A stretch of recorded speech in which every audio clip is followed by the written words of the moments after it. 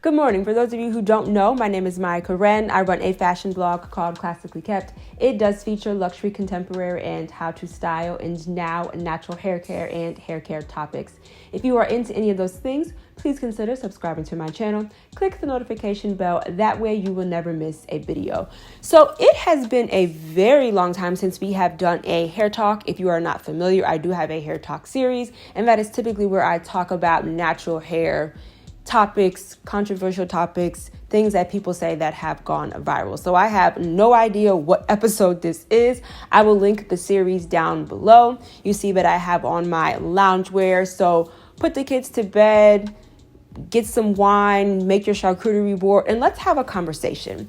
So initially, I was not going to react to this video or this viral video because the part that was going viral for me was a sentiment or a myth that we have already debunked, okay? So first, what we are going to do, and let me also say this, when it comes to these types of videos, I want to make sure that I approach the person and the subject gingerly. This video is not meant to condescend, demean, or disrespect this particular person because her ideas, her thoughts, and her sentiments, she is not the first one and she is not the last one. There are people in the Black community who think this in the United States, in Africa, in the Caribbean, and we can even throw in the UK, okay? So this is not a personal attack, but let's watch the video and then we will get into the discussion. First of all, you know it's not the same. White women bleaching their hair or straightening their hair is not the same as what we do. And I'm gonna go there. So I know the sister's gonna pretend they don't understand what I'm saying. This woman talked about how she had a head full of natural hair. Most Black women do not have long hair. They do not have long natural hair. Black hair does not grow. It does not grow at the same speed as other races. If you are one of the unicorns where you can cut your hair one day and in 2 months or 3 months you got inches, you know you're a rare breed. When we cut our hair, that's it. It's going to take a little while for it to grow. Damage or undamaged. Drinking water or not drinking water. Why do you think one of the major ways to make money is to sell Black women growth oils? Even from Madam C.J. Walker to right now, you want to make a quick buck, sell a growth oil. Our hair does not grow like that. It doesn't. And I'm going to go here. I do not look feminine with natural hair. Then coupled with the fact that the hair doesn't grow as fast, no. Some women have the confidence, they have the beauty to be able to pull off a short natural. I do not. And I think most Black women do not. They do not. And for a lot of, I know me, I feel prettier with wigs or straight hair. I feel prettier. I feel more feminine with hair, wearing hair that mimics another race of people. And I know that's a shame. And I know that's some internalized self-hate. But listen, my eyes aren't fooling me. I don't look that good in any style, but definitely when my hair looks what it looks like natural. You know how some men, Black men, they like a woman natural in theory, but if you put her side by side with a woman with a wig, they would choose a woman with the wig. I think a lot of Black women are on that type of tip. We like our hair natural in theory. You know, we should like it in theory.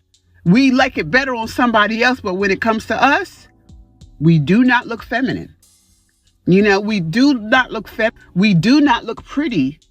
And the Black community knows that we have those self-esteem issues. The Black men and Black women, they know we have these insecurities around our hair.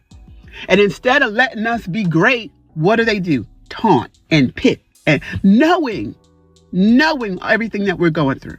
Knowing that for real, I don't want to wear straight. I don't want to wear straight hair.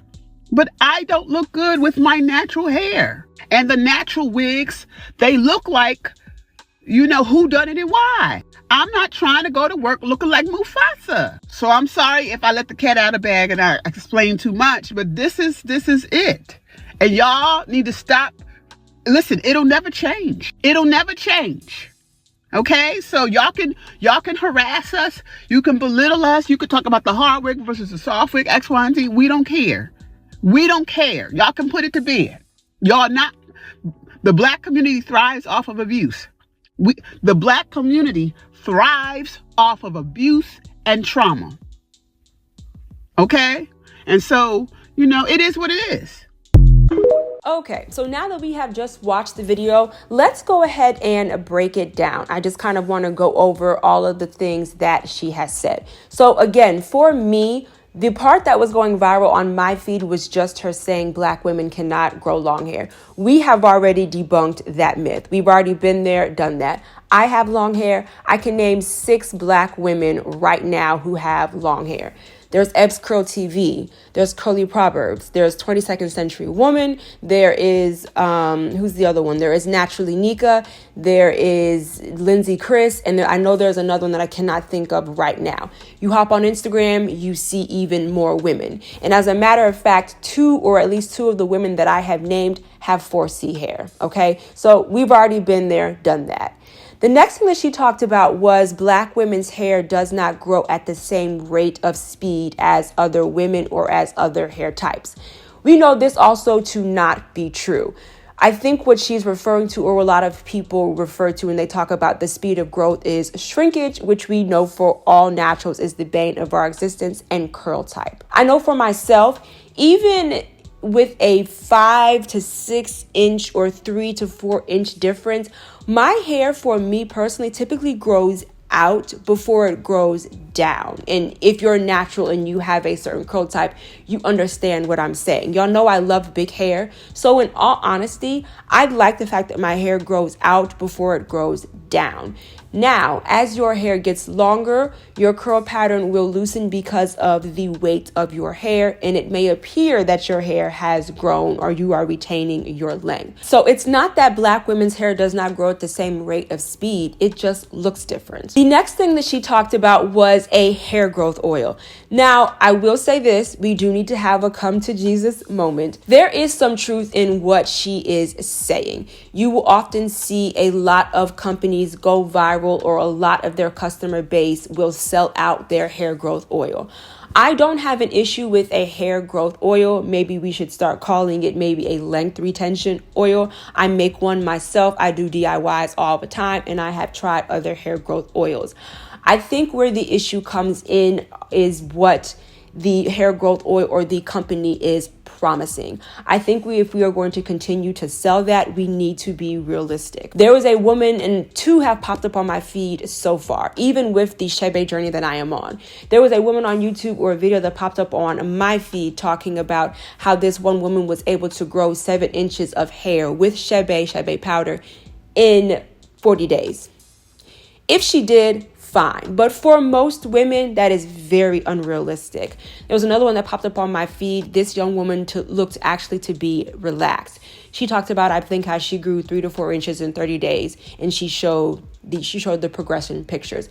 If she did, great for her. But I think if we are going to continue down the path with selling the growth oils, we need to make sure that our customers have realistic expectations. So let's get into more so what the issue is or her thoughts. So the first thing that she says is that she does not feel feminine with her natural hair. This sentiment is what a lot of black women will say when it comes to their natural hair. They don't feel confident. They don't feel beautiful. They don't feel like they have the beauty attributes or the beauty features, or their features are not beautiful enough to pull off their natural hair. They might not feel accepted. They don't feel confident. They might get comments and things like that. Let's back this up for a second. Let's go all the way back to childhood. Maybe let's even go back to you developing as a young adult. Maybe let's go back to an environment that you were in. Maybe let's go back to a certain situation that happened to you, or maybe even a comment. Just like other black women, unfortunately, there is something that has happened in this woman's life that makes her think that she is not beautiful enough to pull off her natural hair, that she does not have the confidence, that she does not have the features to pull off her natural hair. And this is unfortunate because a lot of Black women go through this. What I will say about this is this. As a young woman growing up, or as a child growing up, my mother always instilled in me one of two things. Number one, that my complexion was beautiful just the way that it was, and that my natural hair was just the way that it was. That way, if I would go out into the world, whether it be an environment, whether it be a situation, whether it be a comment, I could come home and my mother could reiterate to me that I was beautiful just the way that I am. Just like this woman who we clearly know as an adult, and just like other women who think this, I think there was a point in time in their life where something happened and it was not reiterated to them. It was not reinforced to them that they are beautiful no matter what. Forget the person who made the comment. Forget the environment that you were in. Forget the situation that happened. I am letting you know that you are beautiful just the way that you are. And I think sometimes maybe it's as an adult, as a parental figure, as someone rearing children, I don't think we take into account how serious or even how detrimental situations can be to a child, and then not have it being reiterated to them or being reinforced. There is something that happened in this woman's life that makes her think psychologically and in her mind that she is not beautiful with her natural hair. Which brings me to my next point. So, she says that she does not look feminine with her natural hair. She says that she does not have the confidence or the beauty to pull off short natural hair or just natural hair in general. So the next thing that I kind of want to bring up, because I feel like this is conflated, so after that, she states that she feels prettier with wigs. She doubles down and says straight hair. So I think more so what she is referring to is texturism, or is texture. She does not feel beautiful or confident, or she does not feel that her hair texture is acceptable. I am going to go out on a limb here. I don't want to assume, but I am going to make an assumption. Based off of just how she is talking about herself and the type of wig that she has on, I am confidently going to assume that she has 4C hair. I think a lot of times when we're talking about women who do not feel beautiful in their natural hair, I think they have a tighter curl pattern. So I'm going to assume that she has 4B, 4C hair, although I'm going to say the latter and she has 4C hair. Is she saying that she does not feel confident because of the texture of her hair and or because of the length of her hair? Meaning that she does not like her texture, and she is also not able to grow her natural 4C hair. I think when we have this conversation, we conflate the two, and they're two different things. Someone who does not think that their hair texture is acceptable might also not be able to grow their hair long, but they are two different issues. Texturism and growing long hair are two different things. And then she says she feels prettier wearing hair that mimics another race of people. And I have said this before, and I will continue to say it. There is nothing wrong with Eurocentric beauty standards. There is nothing wrong with Asiatic beauty standards. There is nothing wrong with Hispanic beauty standards. As a Black woman, this woman and myself or any other Black woman is never going to be able to live up to a different race's beauty standards. Black women are beautiful, white women are beautiful, Asian women are beautiful, Hispanic women are beautiful. But when you travel to different parts of the world, they have different beauty standards. There is a tribe that their beauty standard for their women are long necks. From infancy or maybe from toddler, they will start to put rings around the woman's neck. And the longer the neck, the more beautiful that woman is. The Yao women, their hair is so long that is probably a beauty standard in their tribe. You also have the tribal markings of some African cultures and some African villages. That is a beauty standard in their village. That is a beauty standard in their community. If that young woman with the long neck and the rings were to come to America, she might not be considered beautiful. It would be considered eccentric. She is not in an environment that her beauty standard, I won't say is accepted, but is the norm, is common. If as Black women, we are trying to live up to a Eurocentric beauty standard, we are going to fail every single time. You are never going to be able to live up to that. As a white woman and as a Black woman, we can still coexist. But when it comes to beauty standards, they might not be the same. And that has to be fine. As a Black woman, you have to be okay with that. There is nothing wrong with having your own beauty standard, because also when you start traveling the world, you are able to see the beauty in other cultures. Why is it that Black women are trying to live up to a Eurocentric beauty standard? Or why is it that Black women are trying to live up to another community's beauty standard? And one thing that I do want to say before I get into her next two statements is that y'all saw the video about do not bring your natural hair to my event. I will link that down below because I did a reaction video and then I actually had a panel discussion. When you hear things like this, you want to be mad. You want to cuss the person out, right? You want to gather the person. You want to tell the person about themselves. But when I am doing these videos and when I'm giving y'all my thoughts, when I'm having the discussions, I myself do get upset at first.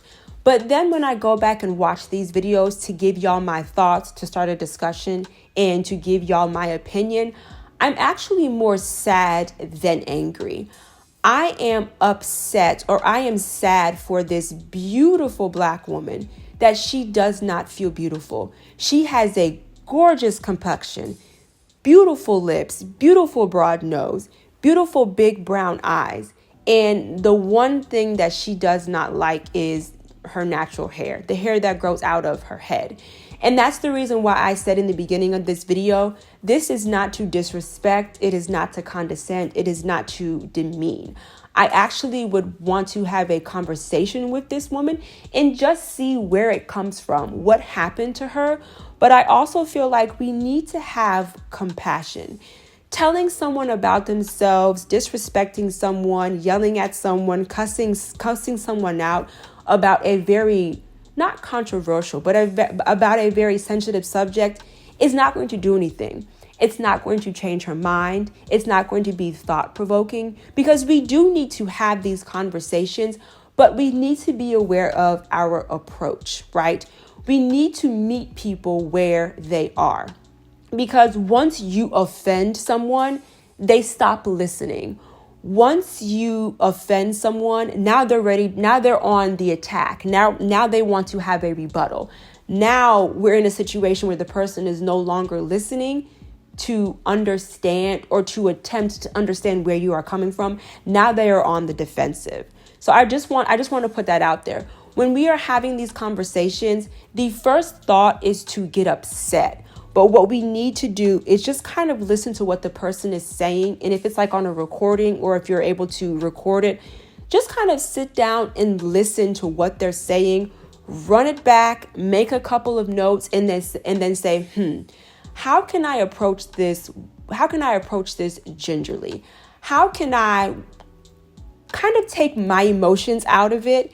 And let's have a conversation about it. Let's find out where this person is coming from and how this person got to this stage. Okay. So the next thing that she says, in which I said, this is the part that made me sad, the next two parts, she said that she is aware that this is a shame. And she also said that she is aware that this is a form of self-hate. The first thing that someone will tell you when they go to therapy is, or the first thing that I think they talk about, like the 5 stages, is the acknowledgement. She's not in denial. She is acknowledging that it is a form of self-hate. She is acknowledging that.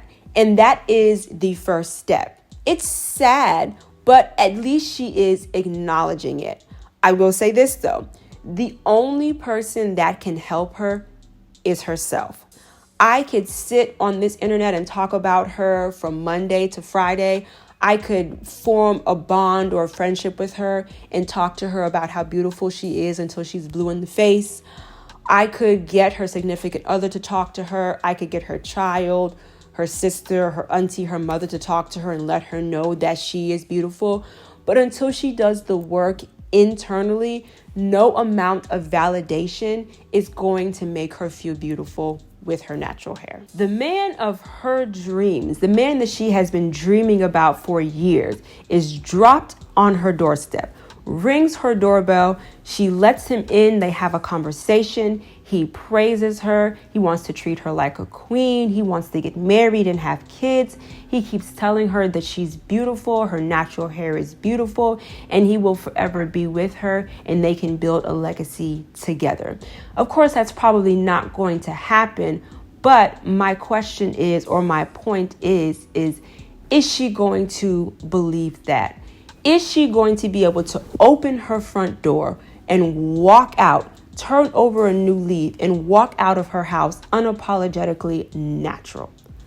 Probably not, because it is an internal struggle. God's gift could be dropped at her door, and his praises and his words and his admiration more than likely would not be enough. And that's sad. Because here it is, you have a man telling you how beautiful and how gorgeous you are and how much he admires you for your beauty. And you can't even see it yourself. Okay, so next she talks about styling. She states that she does not look good in any natural hairstyle. I would beg to differ. There are hundreds upon hundreds of natural styles out there. I'm pretty sure she has not tried a lot of them. But ma'am, you're getting a little aside yourself when you start talking about the natural wigs look terrible and you don't want to go to work looking like Mufasa. Is it that you don't look good in any natural hairstyle? Or maybe you have not found the proper hairstyle or the correct hairstyle that makes you look beautiful, that makes you feel beautiful?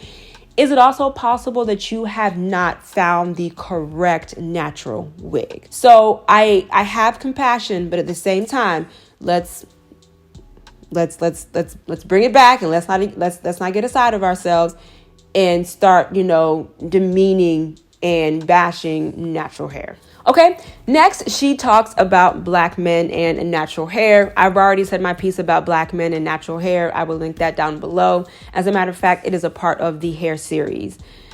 There is some truth to this. She states that Black men like natural women or like natural hair in theory. She says that if you were to have a natural woman or a woman who has natural hair and put her beside a woman who has a wig, the Black man is going to choose the woman with the wig every single time. I don't think that is true. However, there is some truth that Black men and women, because she talks about women as well, like natural hair in theory.